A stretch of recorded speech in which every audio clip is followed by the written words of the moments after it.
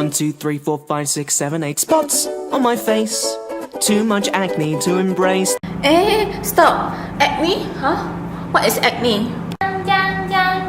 This is so-called acne. Nearly everyone suffers from an acne outbreak during adolescence. In scientific terms, it is called acne vulgaris. It is a skin disease that involves the oil glands at the base of hair follicles. It occurs in the presence of sebaceous glands which are stimulated by adrenal glands of both males and females. Then who is suffering from acne? Acne most frequently affects teens and preteens. It attacks both gender. However, teen boys tend to have longer lasting and more severe acne than teen girls. It doesn't only affect teens, but men, women, babies, and children. This is how acne looks like. The reddish spot on our skin is where inflammation occurs. The yellow region is the infected sebum.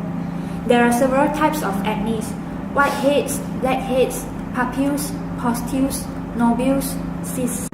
Besides, acne tends to appear on the face, neck, chest, back, and upper arms of sufferers.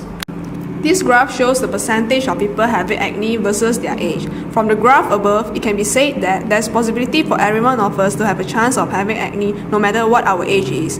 It is shown that infants between the age of 0 to 2 have the lowest percentage of having acne, whereas children and teenagers aged between 10 to 16 will have the highest percentage to have acne. The percentage of people having acne is decreasing all the way after this peak period.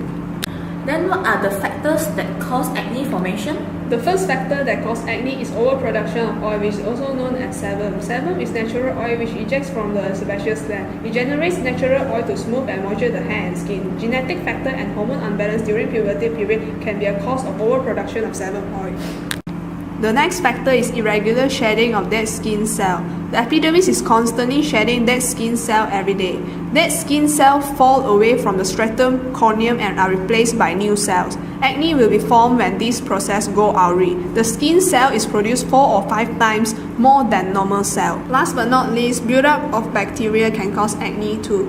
Propionibacterium acnes, also known as P. acnes, are bacteria found on most skin. In those with acne, the P. acnes population grow out of control. The plug of dead cells and oil within the pore creates an anaerobic environment where oxygen can get into the pore. P. acnes thrive in this environment and their population grows. Just like what we mentioned before, acne is caused by overproduction of sebum, dead skin cell, and build-up of bacteria. Now, let's see how overproduction of sebum can cause acne. Human skin layer consists of sebaceous gland and hair follicle. The sebaceous gland secrete oily substances called sebum, which will protect our hair and skin.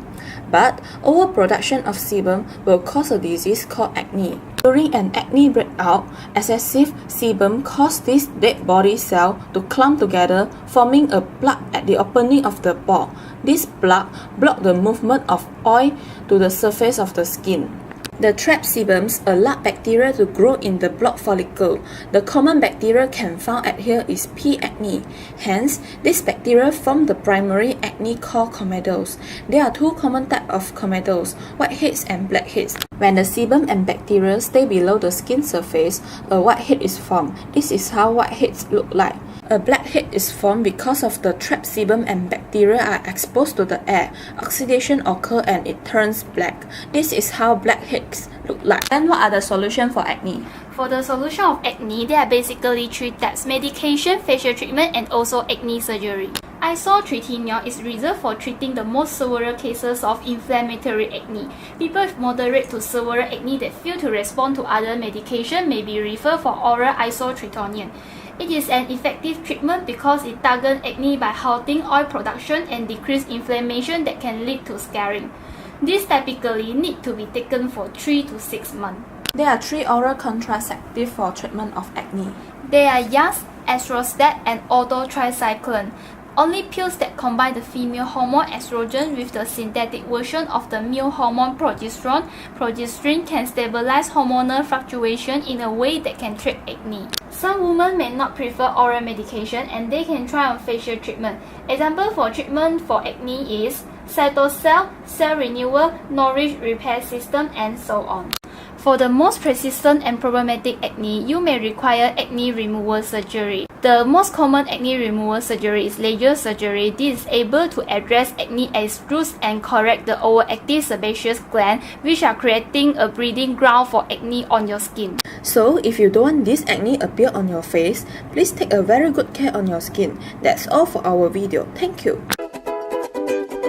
1, 2, 3, 4, 5, 6, 7, 8 spots on my face. Too much acne to embrace the person behind them. Zits on my back, with heads bright white, scarlet and black, in much too much an awkward place to pop them.